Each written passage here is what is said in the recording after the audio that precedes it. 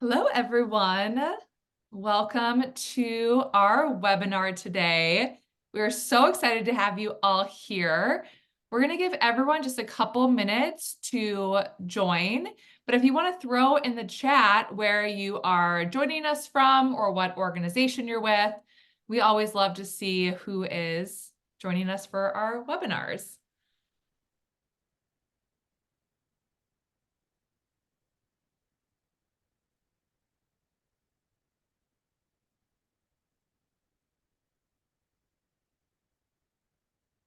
Amazing.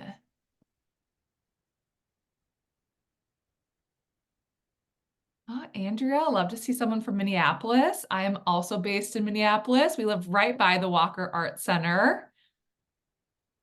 Oh, I got to go to the Walker in October. It was really nice. It's amazing. And I see some names in here I recognize. So hi to those of you that I know. Randy, 72 and sunny. That sounds amazing. From Tucson, Arizona.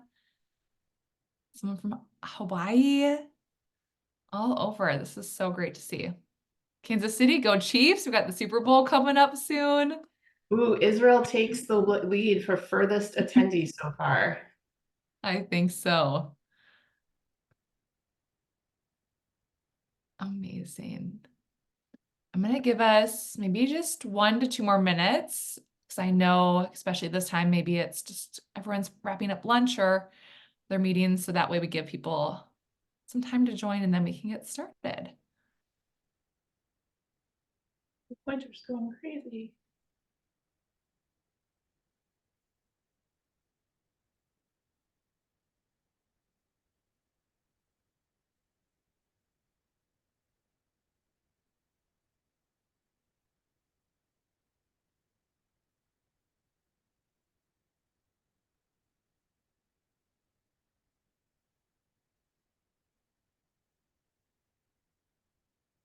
Amazing.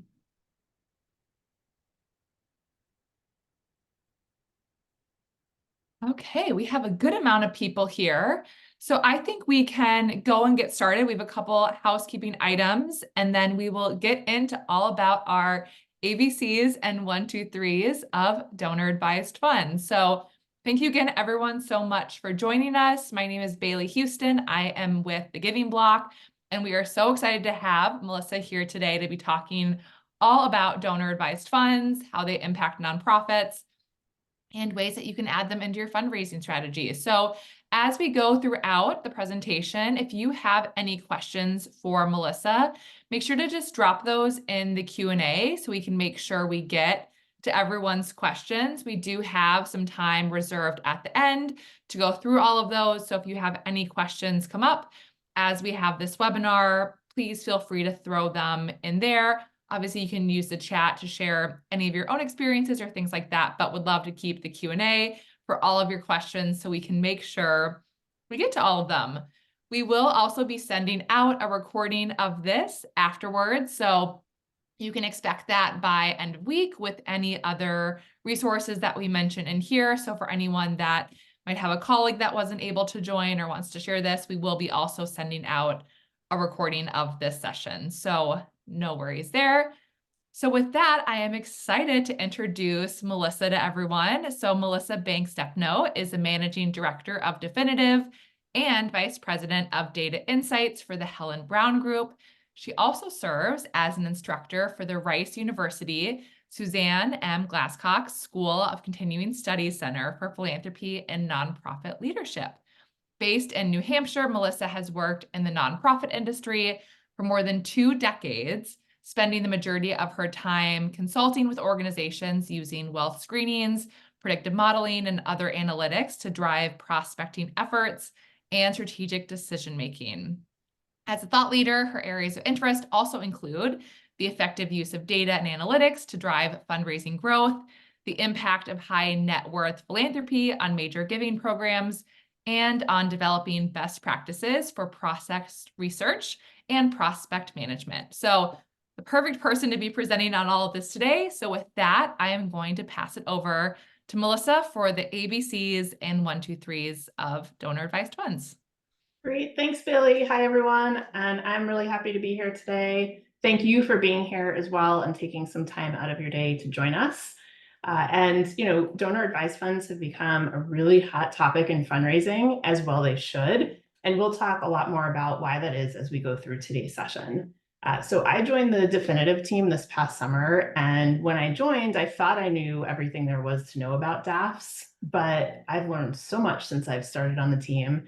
And I've come to really appreciate how fascinating this area of philanthropy is. So now I want to pay it forward to all of you and hope that you learned something through today's session. So let's get started.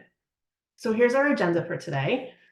First, I'm going to do an overview of what donor advised funds are, just to level set, and talk a little bit about why we need to know about them.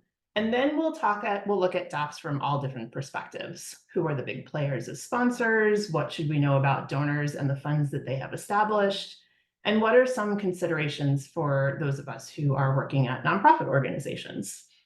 Because I'm a researcher, you'll notice throughout there are a ton of footnotes on all of the slides that bring you to external research sources and things like that. And then at the end, I'll also share a short list of some other additional websites that you might find helpful. There's a ton to know, so let's dig in.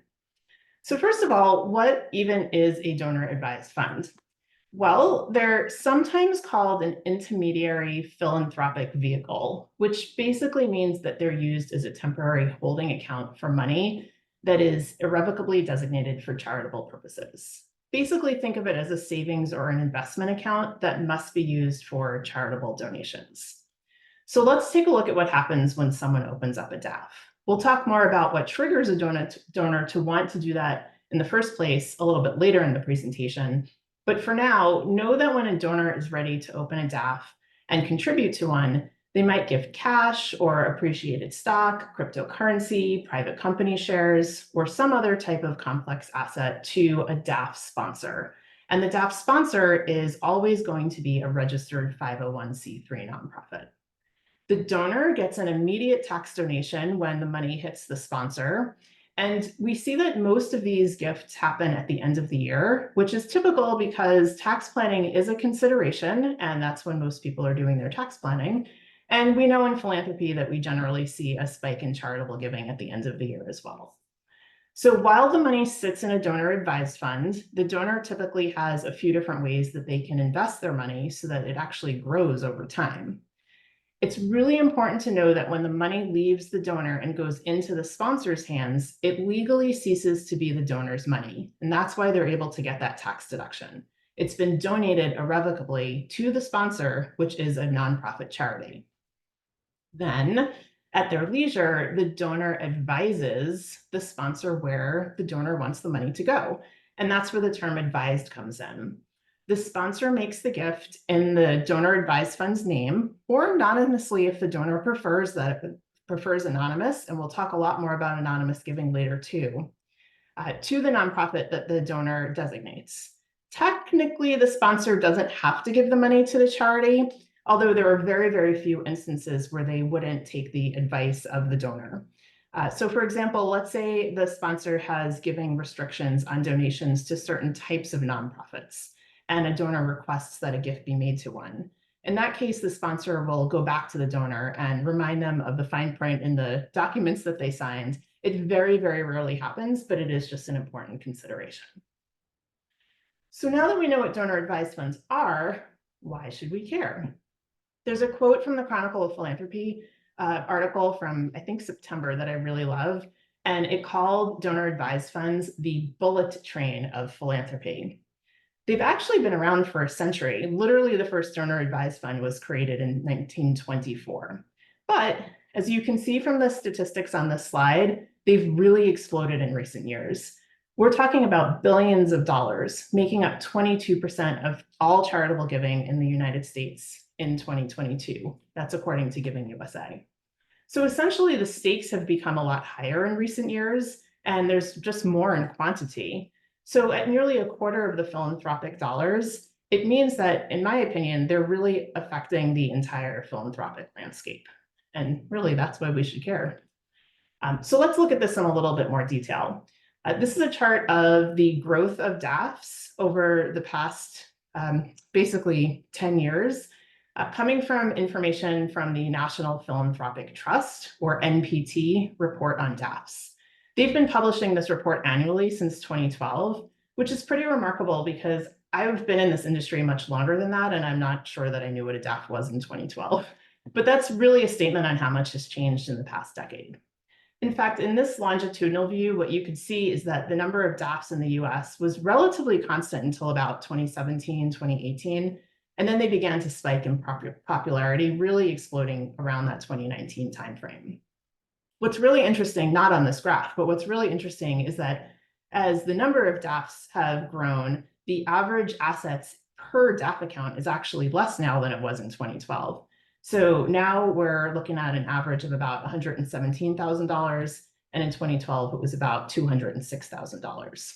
However, the sheer volume of accounts is why we see the collective assets becoming so high. So why have assets dropped? Well, in the past 5 years, we've seen a number of new sponsor organizations start offering DAFs and new workplace giving options that are around donor advised funds that both have low or no contribution minimums, and they've attracted donors at a much larger scale. So as DAFs become more accessible to the average person, we're seeing that the average assets is dropping a little bit. I actually don't think this is a negative thing because it's kind of democratizing donor advised funds. But it is something to be aware of because while we know that DAF holders are knowledgeable and interested in philanthropy, we can't necessarily say that they're all major gift prospects. So let's go back to Giving USA for just a moment. We've likely all heard the headlines that donations from individuals has been dropping in recent years, and that makes for a very big crisis. And it is concerning, but that stat alone doesn't tell the entire story. So Giving USA treats donor advised funds similarly to how they treat other pass-through types of gifts like giving to the United Way. And they do this basically to reduce the double counting of money, meaning if they don't want to count the gift when it goes from the donor to the sponsor, a nonprofit, and then again from the sponsor to a receiving nonprofit, because that's effectively the same dollars. But what that means is, I'm going to quote Giving USA for a moment. For most types of DAFs, Giving USA takes the net of incoming contributions and outgoing grants when tabulating giving to recipient subsectors. Therefore, grants made from a DAF to a recipient organization are typically not counted on the sources side of the equation. End quote. So what does that really mean? Well, what it means is when a DAF that is held by a community foundation, and we'll see later, community foundations are the largest sponsor in numbers. When a DAF is held at a community foundation, it's counted as a foundation gift when that community foundation makes a grant, not an individual gift, even though an individual person might have advised that the gift be made. So what this means is that a large percentage of giving that used to show up as an individual, I'm just writing a check, I'm just putting it on my credit card, has shifted, not disappeared, and is now showing up in the foundations bucket because I'm giving the gift through my donor advised fund, which is held at the foundation. So what's interesting is if you look at these two charts and you add up the percentages of the individual giving and the foundation giving in 2017, you're at 86%. And if you do it in 2022, you're at 85%. So it's almost exactly the same. That's not to say that there aren't large-scale systemic issues in philanthropy right now, but it's just to say that the issue may not be as dire or singularly caused as it looks at first blush. So I want to go back to the NPT study really quickly for just a moment, because on this slide, what we can see is, and I've got my pointer here to help us, in 2022, gifts crossed the $50 billion marker for the first time. You may have heard that DAFs sometimes get a bad rap for being a place where donors park their money, but $50 billion in contributions in 1 year is very, very substantial. And what that says to me is that not everyone is parking their money.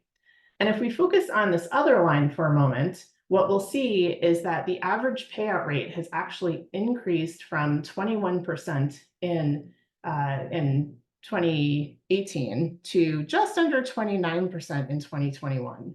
Granted, it did dip back down to 22% in 2022. However, there's two things here. First, if you compare the distribution rates here to the distribution rates from foundations, DAF giving is actually higher. So foundations are required to distribute 5% of their assets each year. And here we're seeing that 22% is being contributed. So that's pretty substantial to think about. Now, the second thing to consider is economic. And we need to take a quick look at the economy to put this into perspective. Economic indicators have always played a really important role in charitable giving. And what we saw in 2021 is that the Dow Jones Industrial Average and the S&P 500, which is what we're looking at here, rose pretty dramatically, and then it dropped again in 2022. So the dip in payouts last year may have been due to a more conservative financial sentiment, that drop in the S&P 500, a more pessimistic view per se of financial circumstances. So I'm going to be really interested to see what happens when the 2023 data comes out regarding DAF giving, because the stock market was back up again last year. The S&P was up 24%. So even though we know inflation was also a factor, my prediction is that we're going to see donor advised funds pop back up again in terms of payout rates. We'll see if I'm right or not. Okay, so I've just shown you a bunch of charts. We're going to put the charts aside. And now that we know a little bit more about DAFs and why they're so impactful and important to the conversation, let's start taking a look at those three main players. And we're going to start with the sponsor organizations. So there are actually over 1,100 donor advised fund sponsors in the United States. And as I already noted, donor advised funds were started about 100 years ago. Community foundations and Jewish federations were some of the first sponsors to offer them. And they didn't really gain any type of popularity until the 1990s. They didn't show up in the federal tax code until 2006, when the Pension Protection Act actually codified what the term and definition for a donor advised fund is. Some of the largest DAFs in the country are listed on this slide, and you'll see that they're split into three different types. So on the left, you'll see commercial, or sometimes referred to as national sponsors. Sponsors like Fidelity, Schwab, banks, financial related organizations like the National Philanthropic Trust. Fidelity is by far the behemoth sponsor in the entire country. They've got over $35 billion in assets in their DAF accounts, and they made contributions of over $11 billion in 2022. Then there are community foundations, like the Boston Foundation and the Silicon Valley Foundation. For community foundations, Silicon Valley is by far the largest. They've got about $10 billion in assets under management. What you'll find with the community foundations is some get super involved and proactive, and others are very reactive in terms of the giving that they do, and just do whatever the donor wants. But some community foundations are much more collaborative with their donors in terms of creating research and white papers and making recommendations on where donors might want to give.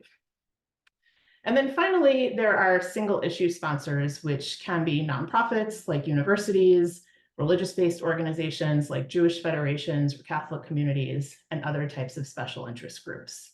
There's also special interest sponsors that are more political in nature, ranging the gamut from conservative to progressive as well. I will just note that in the corner of my eye, I see stuff happening in the Q&A, but I'm kind of ignoring it right now. But I just want to reiterate that we will answer questions at the end. Just hard to split my concentration. So actually, I'm going to just answer one that I see because it is important. I have a feeling a lot of people are asking. We can get copies of the slides out afterwards if that's helpful. Okay, so here's a bit of a look at the footprint that each of those three different types of sponsors have. I already noted that Fidelity is the largest sponsor in the country. So if you just take a look at that commercial and national sponsor column for a moment, it's kind of interesting because Fidelity has about 174 funds under management, 1,000 funds, excuse me, which is 10% of all of the commercial and national sponsors in the country. And their contributions are about 1/3 of that total. So they're, as I said, the behemoth by far. I also just want to note that for those of you who are more data analytics and numbers driven, we know that averages can sometimes be skewed by the outliers. So it's interesting that even though you see the averages in the last row here, ranging from 86,000 for commercial to over 500,000 for community foundations, The median donor advised fund size is under $20,000. So I want to say that again, the median size of a donor advised fund, if you lined them all up in a row and pick the number in the middle, is under $20,000. And that's why I think it's really important to just keep in mind what I said earlier, that just because somebody has a donor advised fund doesn't necessarily mean that they are a major gift prospect. Okay, so what do sponsors get out of managing donor advised funds? I'm going to be a little bit cynical here for a moment, but for the financial and commercial sponsors, it's actually a really good business opportunity for them. If you think about a group like a Fidelity or a Schwab, they get a closer relationship with their clients when their clients open up a donor advised fund. And they get fees that are associated with the funds. They also have the funds staying within their coffers for investment purposes. So it really becomes one-stop shopping for their clients' financial assets. And they're also kind of seen in the community as being more philanthropic. For community foundations and single issue sponsors, there's some of that as well, but I think there's a little bit of a difference. Community foundations are generally set up and run by people who live in a community. So their mission, their goal of being in existence is to care for the welfare and of the community and the well-being of their constituency.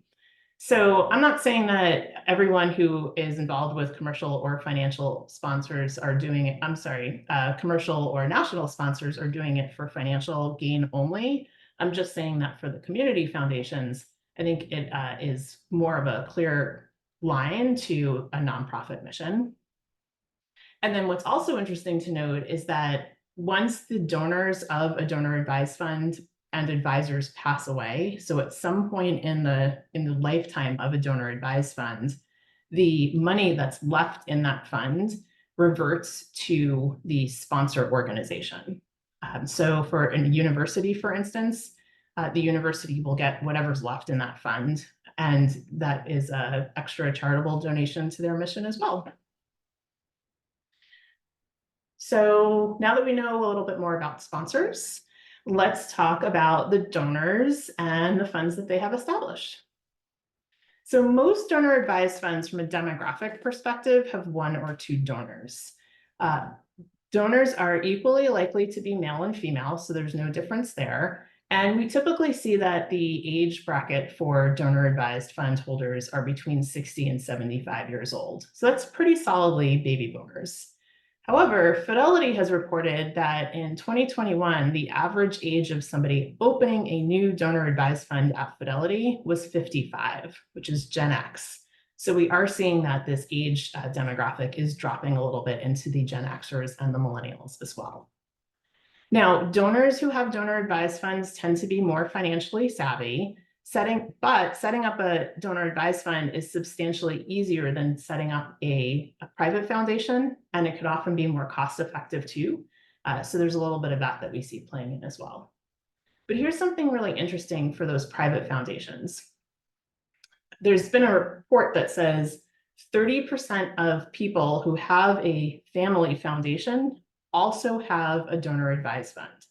So that's actually something to think about if you're approaching prospects with a family foundation, or if you're doing foundation type of fundraising, because even if something isn't a fit specifically for the family foundation's interest areas, you may actually be able to leverage gift from that same person's donor advised fund instead. And lastly, as we think a lot more about diversity, equity, and inclusion within the fundraising space, there was a study out of Indiana University Lilly Family School of Philanthropy a couple of years ago that found that among high net worth individuals, Black and Latinx donors were significantly more likely to have donor advised funds than white high net worth individuals. So a little interesting tidbit there. I want to sidestep, excuse me, for a minute to the Donor Advised Fund Research Collaborative. They're really an awesome research engine for DAFs.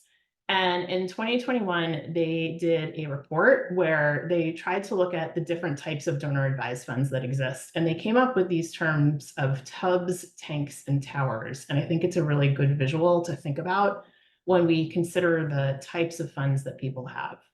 Interestingly, there was a completely separate study out of Canada that did something similar and found these same three types of personas as well, labeling them flow-through funds, spend-down funds, and endowment funds, but really we're all talking about the same thing. So think about these as the different types of reasons or personas that people have with their donor advised funds. So TUB donors usually fund their donor advised funds and think of them like a charitable checking account. Most likely they're putting in money that they're getting from appreciated stock or maybe from a bonus, and they're considering how to give it away over a short amount of time. One donor that was interviewed for the donor advised fund research collaborative study said that basically they load up their fund in December with the amount of money that they plan to give charitably in the next year, and then they spend it down over the course of the year, and then they load it back up in December. So they generally know, this persona generally knows who they're giving to and how much they want to give. Tank donors, they generally do not have a clear philanthropic strategy. They're more likely to fund their donor advised funds through some type of large liquidity event. Think of that as like selling a business or an IPO.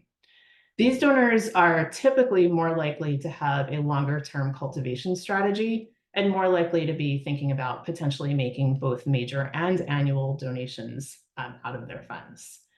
So consider that. And then lastly, tower donors are looking at this over the very, very long term.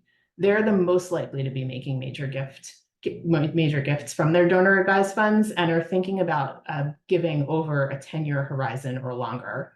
They're more likely to want to build a long-term relationship with a nonprofit, maybe even think about this as a way of doing bequest planning or intergenerational fundraising, either leaving money for their children and grandchildren to then give away in their children and grandchildren's lifetime, or to be having conversations with their children and grandchildren about giving. So with all of this in mind, obviously you're not going to see these tags coded on donor advised funds anywhere. But if you're a fundraiser that is cultivating somebody with a DAF, and you can kind of understand through your cultivation of them which archetype they are, it could give you a clearer framework on what that donor's motivation is and the ask timing that you may want to consider. Okay, so we're ready. We've already talked about this a couple of times, so I'm just going to pause here really, really briefly, but some of you may have heard of something called a Pareto principle, where almost everything in this world meets a 80-20 rule. And with DAFs, we see something pretty similar. It's actually, in this case, 85-11, but that's close enough in my book. So what this chart is depicting is that 11% of the donor advised funds have over $1 million in assets in it. And that represents 85% of the assets across all funds. If you consider just wealth distribution in the United States, and if you consider your fundraising pyramids, even if they don't look exactly like pyramids, this kind of makes sense. But what it also means is the vast number of funds have the least amount of money in it. So again, I know I've said this a few times, but it's, I think, a really big misnomer. Donor advised fund holders, philanthropic, thinking about giving. We love them. We want to engage them in cultivation, but they're not all major gift prospects. So just keep that in mind. Okay, lastly, in this section, let's take a look at typical distributions.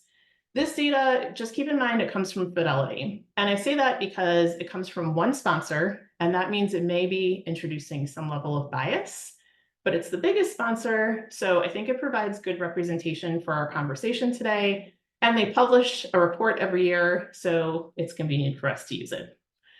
So let's look at this. I'm going to use some round numbers just to talk through it. On average, the funds at Fidelity are giving to 12 organizations per year, with an average grant of $4,800.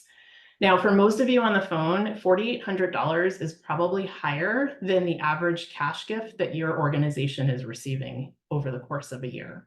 So I know they may not be major gift prospects, but they're still giving typically at higher levels than you're seeing through more of like a direct mail channel. 77% of the gifts that Fidelity distributed went to organizations that the donors and the DAFs have previously supported, which is really just saying retention is easier than acquisition, which is something that we already know. 57% of the contributions into the DAFs at Fidelity were from non-cash or complex assets. And frankly, in some ways, it's easier for a donor to give a complex asset to a sponsor and let the sponsor deal with converting it or to some other entity than directly to a nonprofit. And it also makes sense because last week I was on another webinar with a completely different topic, but the speaker shared a statistic that something like 98% of wealth in the United States is held in non-cash assets. So in some ways, that's more likely where the philanthropy is going to come from anyway. And lastly, when we look at the name and address statistic here, there's this huge myth that donor advised fund donors want to remain anonymous. Yet at Fidelity, 81% ask that their name and address be included in the communications that are going out. And actually, if you looked at this another way, which we'll do on the next slide, only 4% actually request anonymity. So I want to bust this myth today that anonymous giving is not the only driver of using a donor advised fund. It is a driver, but not the sole reason. So there's two quotes on this slide. The top slide is the Fidelity study that we just looked at. Again, only 4% asked to remain anonymous. The bottom slide is that completely separate study that I noted earlier that's out of Canada. I know there's differences in philanthropy motivations and whatnot between Canada and the US, but I think in this case, it's close enough to say that the Canadian donors indicated that anonymity is unimportant. However, we cannot ignore that anonymous donations or seemingly anonymous donations are a challenge.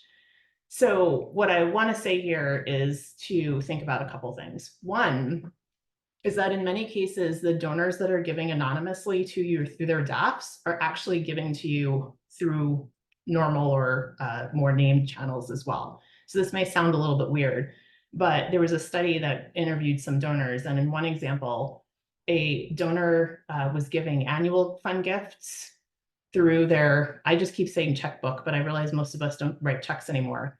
And they were putting their name on it to the school that their child attended.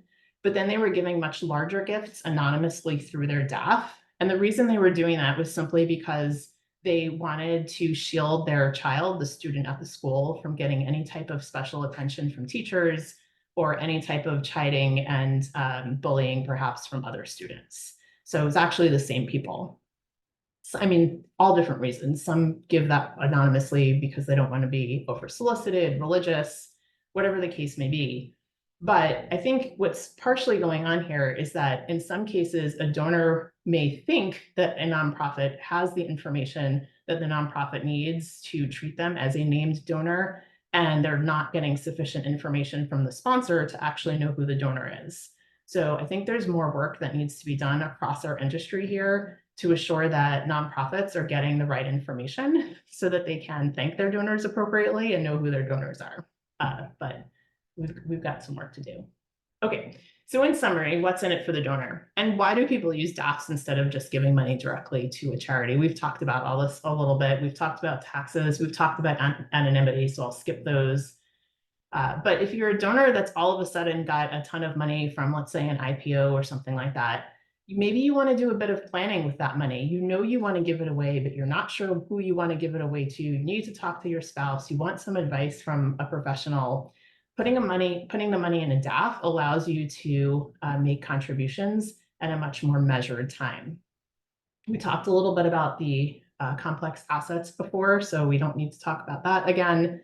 But we do know that there's a lot of that happening. And there's just an ease and a convenience to it, particularly as I referenced earlier with those commercial sponsors like Fidelity and Vanguard and Schwab, where for the person, their assets are all being held in the same place.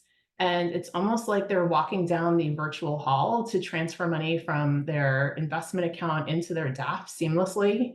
And frankly, the money managers at the financial firms also have a pipeline built in. They know what net worth for their clients are, and they also know when their clients might have tax liabilities where moving money into a DAF might be tax advantageous for them. If we think about international fundraising, this does break down the barrier a little bit for donors within the United States that want to give to international causes. because again, the tax donation happens when you give the money to the sponsor. So you still get your tax donation versus if you give a gift directly to an international organization that doesn't have a US fundraising arm, you lose out on that tax donation. And lastly, there's family intergenerational things that come into play. Setting up a DAF is a great way to start to instill philanthropy within your children and within your grandchildren. And many sponsors, particularly on the community foundation side, hold classes and workshops and have infrastructure in place to help families engage in philanthropy together, and also to help donors be better informed about where they're making their gifts. When you look at the psychology around fundraising, I was actually a psychology major in college, so I always think about the psychology of fundraising. The psychology of giving through a DAF is kind of interesting too, because every donor gets this like warm, fuzzy feeling, every person, when they make a gift to a nonprofit. And in some ways that happens twice with donor advised funds, because they're getting it at the time they're giving their money to the sponsor, and then they're getting it again when they're making that allocation out to a nonprofit as well. Okay, so last little section here, we're going to talk about the nonprofit recipients. I'm going to take a sip of water before I do that. Okay, thank you for my little pause. So who are the players and who are the important people to make connections with if we want to receive DAF donors? These probably seem obvious, but we're going to walk through them anyway. First, the donors and the advisors of the funds. That makes the most sense. That's going to be where you're most successful. But I would say too, think about how to build relationships with sponsor organizations, because in the instances where those sponsors are helping their clients identify organizations to give to, the more the sponsors know about you, your priorities, your successes, your mission, the more likely they are to recommend you to the folks that have donor advised funds at their organizations. This is particularly true if you work at an organization that is locally focused and you can build relationships with your local community foundation. Also, as I mentioned earlier, once the final donor and final advisor passes away from a donor advised fund, the money from that fund devolves into the sponsor's managed accounts. So any information that that sponsor has about your mission makes it more likely that you may receive a gift directly from, let's say, the community foundation as well. And then lastly, financial advisors. Financial advisors often bring DAF donors to sponsors and provide some level of education and recommendations for nonprofits that a donor might want to give to. So I'd think about relationships with them as well. Actually, kind of interesting here, slightly sidebar, but I think it's interesting. There's a conference that is now in 2024, will be in its third year, called the DAF Giving Summit. And the conference attracts individuals across the entire ecosystem of donor advised funds. But rather than being majority of fundraisers at the conference, the majority of the people that are at that conference are on the sponsoring organization side of the industry, the wealth advisor side of the industry, the financial services side of the industry, and not actually working for a nonprofit organization. So there you have it. So prospecting. I noticed when we started and folks were saying where they were from, there's a number of prospect researchers in the audience. I just happened to recognize their name. So here's some prospecting considerations. Philanthropy, simply stated, if someone has a donor advised fund, you know they're philanthropically minded, which is great. I've said it a few times that you can't assume major giving capacity here, but there are things that you can do to try to work around that. Can you determine the assets that are in the DAF? Can you determine the source of the funds? Can you determine what distributions are being made? Is there a way for you to find out what the minimum investment is at the sponsoring organization? Some sponsors have minimum investment requirements of $100,000 or $1 million. So you know that if a donor has a fund at that sponsor, they've put at least 6 or 7 figures into that fund. That's really crucial information for trying to determine capacity. So thinking about who that sponsor is and what type of sponsor is good as well. People who set up DAFs through community foundations give something like 60% of the money to community-based organizations, and the rest of the 40% are going elsewhere, but that's an interesting stat to think about. People who give or have donor advised funds at single issue sponsors are obviously interested in that particular issue or charity or cause. So if you have something within your organization that relates back to that type of issue or cause, it's important to lean into those as well. And finally, if it's out of financial firm, if the sponsor is a financial firm, some of those financial firms have minimum amounts for contribution as well, either for the donor advised fund itself or just to be a client at that financial firm in general. So if you can find out if there's minimums for asset under management with that at the firm level, it'll tell you something about their capacity as well. Just a couple of words of cautions in terms of giving restrictions that are a little bit more nuanced than when someone does just send you that credit card gift. Contributions from a DAF, again, are not tax deductible. The tax deduction happens when the gift goes to the sponsor, not to you as the receiving organization. So when you think about your stewardship strategy and your acknowledgement letters, I would recommend removing language about tax deductibility from your gifts that are donor advised fund gifts and instead focus on gratitude and impact. Donor advised funds also cannot be used to fulfill a formal pledge because technically the donor does not have control over that money, the sponsor does. There are ways around this, consult your lawyers, but thinking about using intent to give instead of binding pledge is one way to think about that. And lastly, donor advised funds cannot make gifts that have tangible benefits, like ticketed events or galas or sponsoring a foursome at a golf event. So for anything like that, you shouldn't be soliciting gifts out of donor advised funds either. Okay, so what's in it for the nonprofit recipient? What's in it for you guys? Well, all evidence points to the fact that we're going to see more of these gifts coming into our organizations. So I'm going to just circle back to the beginning and say, why should I care? Right, that section of our report. You should care because you sort of have to. This is the bullet train that is in front of us, and we need to, dare I say it, figure out how to pivot to work with donor advised funds, not against them. So I understand that they may complicate fundraising, they may complicate stewardship and cultivation, but there's nothing to say that there's nothing that we can do on this call to stop the impact that they're having. So I like to think about what can we do to work with them. So with that in mind, I want to just talk briefly about 3 things that you can do to be more successful with donor advised funds. So the first one is to ask the right questions and to use the right type of education. Team up with your marketing department to ensure that your communications are encouraging donors to give through their donor advised funds or to notify you when they're making a gift from their funds. You can do this on your website. You can do it in your direct marketing appeals, on your donation forms. Make sure that you have places on your website that call out in your ways to give area that this is just another way to give. It's also likely that many donors assume that you know that when their gift is arriving. So if they don't realize that you're having a challenge identifying them, they might actually be wondering why you're not stewarding them. So some of these things, encouraging them to be proactive and letting you know, can be super helpful.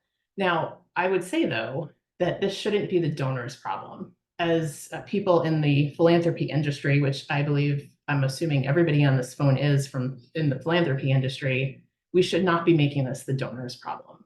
So the second thing that I would recommend is that you think about how to leverage technology to help you. There are tools out there, the Giving Block has one of them, that allows you to help facilitate donor advised fund giving directly from your website. It's a widget that you can install. And basically what this does is it doesn't make the donor leave your webpage to initiate a grant from the sponsor. It allows it to be seamless for them. They're doing it from your website. They are sort of porting themselves into their sponsor from your website, and you're receiving all of the information that you need to manage, record, acknowledge, and steward that gift. And then to round this out, this one may seem a little bit weird, but I encourage you all to make sure that your EIN number is in a prominent place on your website and particularly on your giving pages. This may seem odd because that's a tax thing. Why would we want our donors to worry about it?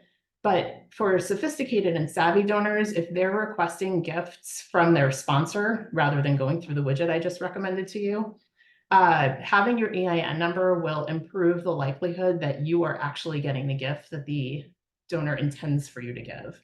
If a donor asks their sponsor to make a gift to the local humane society or to the food bank, there's dozens of humane societies and food banks out there, and the EIN number is going to help make sure that the gift's being routed appropriately. So I want to close today by just saying a quick word on what may be the elephant in our virtual room, or in this case, the elephant that's approaching. So I know I mentioned really briefly earlier that there was some legislation passed through Congress or the IRS actually in 2006 that codified what a donor advised fund is. There's more legislation that's pending right now in Congress. There's an open comment period that's open through mid-February, I think through the 15th. And I'm not going to spend a ton of time here because we don't really know what's going to be passed through this legislation, but suffice it to say that there is the possibility that there's going to have new regulations passed through Congress that have some pretty substantial impacts on donor advised funds, including the definition of what one is, who could advise what holders can have, what nonprofits might have to do to report the giving that they're getting through funds. And some are actually concerned that this may help hurt the industry, where I think the intent is that it sparks charitable giving. So we don't know exactly what's going to happen here, but if you're passionate about this, I would take a look at the legislation. I would consider if you do want to comment or your organization comment, but it's something to definitely keep an eye on because I think this is going to be an evolving situation. And that's if anything passes, because they tried to do this in 2017 and it just sort of fell by the wayside. So with that, here are all those extra links that I mentioned. Again, I told you a lot of my slides had footnotes in it, so keep an eye on those as well. But I did want to point these out because these are going to be really great. The DAFinitive website has a resource center that tracks news articles and white papers and research on the donor advised fund industry. So I would encourage you to take a look at that, as well as our blog. And then the three others that are on here: the Council on Foundations, the Donor Advised Fund Research Collaborative, and Integer, which is the DAF Policy Network, are all really good resources to tap into if you're interested in learning more. So at this point, I can say thank you. I can take another sip of water and we could start looking at all your questions. Amazing. That was so informative, Melissa. And I think everyone is going to be walking away with some really tangible information, not only about DAFs, but about ways to really incorporate it into your fundraising strategy. We have a lot of questions to get through, which is really exciting. Before we get to those questions, I did want to just launch a quick poll that we have. So if anyone that is in this webinar is interested in getting in touch with either a member of DAFinitive's team with Melissa or someone from the Giving Block to find more about our donor advised fund giving form, please just feel free to select yes on here, and we will reach out after this. If not, or if you change your mind later, we will be sending out a follow-up email that will have some more information on how to get in touch with Melissa and DAFinitive. But if you are interested now in getting in touch with someone from either of our teams, feel free to press yes on here so we make sure to note that. And I just, while Bailey was doing that, I scrolled through the Q&A, and I think there's a couple of these I can answer at the same time. So I'm going to jump around a little bit if that's okay. And Bailey, if you don't mind just keeping me honest on the time as well. But there were a couple questions in here about what happens when a donor passes away and devolved funds. So let me just talk about that in a little bit more detail. So this very much depends on what each sponsor has in its rules, regulations, terms, and conditions. Many of the sponsors will actually outline this publicly on their website if you go to a sponsor and look for the form that you would fill out if you were to create a donor advised fund. So some sponsors will allow the donor of a fund to basically designate a new advisor. So just like you would with a bequest, like who's going to get the money that's in your checking account, who's going to become the advisor of your donor advised fund when you pass on. Some sponsors say you can only do that once. So it's like one generation. Some say twice, some you could do it indefinitely. Other sponsors say you cannot do that at all. Once you pass away, that's the end of it, and the donor advised fund becomes devolved. So it is going to be very situationally specific to each sponsor's regulations. There's also instances where there may be an allowance for the donor to designate somebody, but the donor hasn't designated someone, in which case the money would devolve into the sponsor's coffers as well. So if you think about that from a community foundation perspective, I live in New Hampshire Community Charitable Foundation. Basically, their general fund would become larger and they could do whatever they want with the money. Even for the national and commercial sponsors like the Fidelities, it still needs to be used for charitable purposes. So I think that answers a lot of those questions.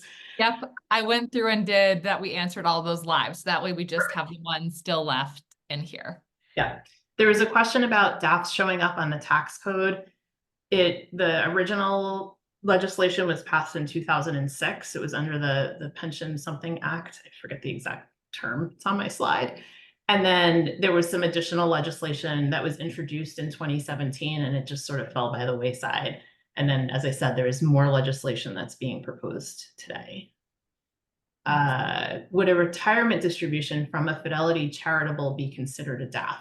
So you can, for required RMDs, required minimum distribution, if I have a 401k with Fidelity and I think it's 70 years old, if I'm of the age where I need to do my RMDs, I can take a retirement distribution from my 401k, move it into my donor advised fund also at Fidelity, and that does meet the requirement for my RMDs. So that's actually a really good question, particularly as more of the baby boomers are reaching that age where they need to be doing their required minimums. It is definitely something that is possible. So hopefully that answered that one. Do I have any hunches on the payout rate for community foundations is less than commercial and single issue sponsors? It's a really good question. I have to think about that one a minute. I'm going to come back to that one, Celeste. Let me think about that. Is there any reason or benefit for a nonprofit org to open a DAF account of their own? You know, there are actually for-profit companies that have donor advised funds, and they use them to help channel their philanthropic giving, oftentimes of their ESG strategy or their community giving strategy. I don't know of any nonprofit organizations to have one. I suppose you could if you have it as part of your mission that you're giving money away to others. But if I think about it in terms of some of the larger, just in quantity types of nonprofits like universities or hospitals, they're typically not giving money out. I guess you can say scholarships, but they're not usually granting organizations. If you are a granting organization, you would have to look at the legal tax code to see if you could, but I don't see any reason why you couldn't. I don't know that I answered that one the best, but those are some thoughts. What is the best way to court DAF sponsoring organizations beyond local community foundations? This one I get asked a lot, actually. I think it's going to be the hardest with your financial firms. I keep picking on Fidelity. It's really nothing against Fidelity. They're just the biggest. So it's like they have a big target on their back, but there's like 70 of them. So it's not just them. I think they're going to be the least likely to engage with you because they really are thinking about this from a fiduciary and financial perspective, a little bit less so from a philanthropic perspective. The strategy with some of the single issue sponsors, though, can be very similar to a community foundation. It's just not based around geography. It's more based around cause. So maybe not so for a university, but, you know, for instance, the Pride Foundation is a sponsor. So if you're an organization that's focused on LGBTQ plus types of activities, then your peer sponsor type is maybe the Pride Foundation, just as an example. And I would think about how to make relationships with them just as you would with your community foundation. Amazing. Can you share the link or info on the pending legislation? So yes, but I don't have it while I'm sharing. So if you wouldn't mind, if you're interested, actually, you know what? When we send out the materials afterwards with the recording, we will include a link. I will make sure we include a link to the pending legislation. Let me just make a note of that. How am I doing on time? Do we have time for more? Yep, we definitely have time. Okay. I haven't ignored you, Celeste. I'm still thinking about your question. So someone's asking about a recommended website widget.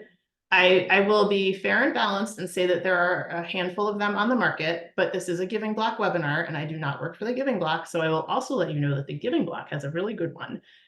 So if you want to reach out to them, they can help you. And if you are at an organization where you've got to do some comparison shopping, there's a couple out there as well. And we'll include in the follow-up email a little bit more about our tool, just a link in there as well. So if you want to learn a little bit more about how it works, you can get started there as well. Yeah.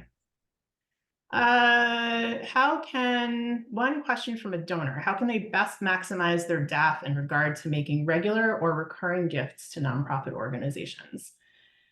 I would recommend that the donor talk to their sponsor about that and see if the sponsor would be willing to set up something in perpetuity. There are actually some donor advised funds that are considered endowed donor advised funds, not the tubs, tanks, and towers thing that I talked about earlier. That's more about an archetype or a motivation for a donor to give. But some sponsors actually have funds that are called endowed donor advised funds. And for those funds, you set up the fund and the agreement is that money will perpetually go to nonprofits that you designate. So I think they need to work through their sponsor to see if that's something that the sponsor will allow. Is there a company similar to DAFinitive for Canada?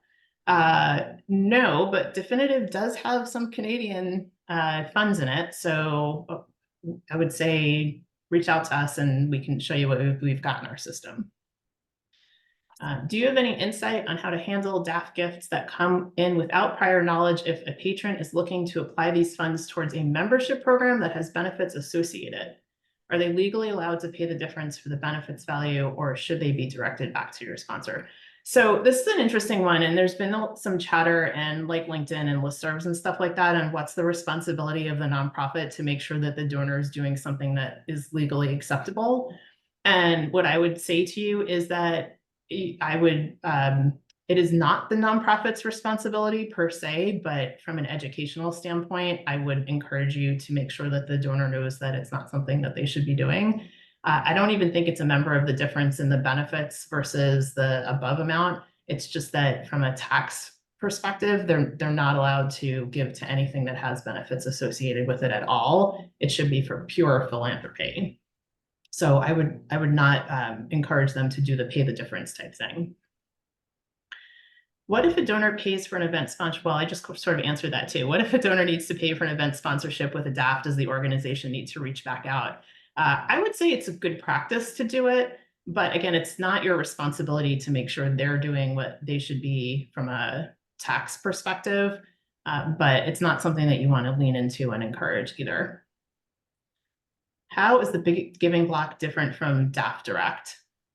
I would say this is a place where test driving is a really good thing. Hondas and Toyotas are very similar, but they're not exactly the same. And there's some folks out there that love their Hondas and others that love their Toyotas. So someone did ask about options, and DAF Direct is another option that has widgets. Yeah. And I'll just say quickly too, I think, because we have had nonprofits that use DAF Direct as well. I would say the biggest thing is that with our integration, donors can actually log into their DAF provider directly within the tool. So they never get taken to another page to their DAF provider to log in and then make the donation. Everything that they do happens directly on your website. So that can help, with donor turnover, things like that when they're doing everything on the site. But again, like Melissa said, good to look at all the options out there and see what works best. But what's really nice about, I think, what we offer is that donors can make the gift start to finish of the process all right on your website. So definitely worth checking out, and we'll send some follow-up about kind of what our tool offers in that follow-up email. I've been so focused on the Q&A that I'll say two things. One, I didn't realize that the poll results were showing. I think they were showing. But Celeste, I wanted to get back to your question, and I thought it would be better if I looked at the slide while I answered it. So we're almost at the end of our questions. Craig asked a question about unique entity ID replacing EIN, and I'll be honest, I'm not familiar with what the unique entity ID is, so I would have to do a little bit of research before I answer that. And yeah, I don't know if anyone else on the call knows what that is and wants to put it in chat or put the answer in Q&A. I'm happy to read it out loud. But back to Celeste's question, the big question that I had to think about: why is the payout rate for community foundations less than for commercial and single issue sponsors? So I brought that slide back up just so we can look at it together. And it's 1 minute after the hour, so I'm running late. I'm sorry, guys. This will be the last question I answer, I promise. I think it's partially because if you look at the average assets are so much higher that significantly more money is being funneled into the community foundation per DAF. So even though the payout rate is less, there's actually, if you do the math quickly, there's more money, more dollars being generated out of those funds than there is perhaps on the commercial and single issue side, even though the coffers are building at a little bit of a higher clip. Amazing. And I think we had just one final question, and then I think we can call it a wrap. Is the unique entity ID replacing the EIN? That's the one I don't know, but Amanda just put this in chat that Amanda thinks the UEI will be used primarily for government-funded relationships where revenue is paid out from a government agency to an NPO. I love learning things when I am giving webinars, so I thank you for teaching me something. And I thank you all for spending an extra 2 minutes with me. Thank you. That was amazing. So thank you again so much to Melissa for this amazing presentation. And thank you everyone for joining us today. Again, as a follow-up, we will be sending out an email that will have a recording of the webinar. We'll include the slides, all of the great resources we talked about, and then some more about how you can get in touch with Melissa and DAFinitive if you have any other follow-up questions. So look for that probably by the end of this week, by Friday. And thank you again, everyone, for joining us. And with that, I'm going to go ahead and end this webinar. So have a great rest of your Wednesday, everyone.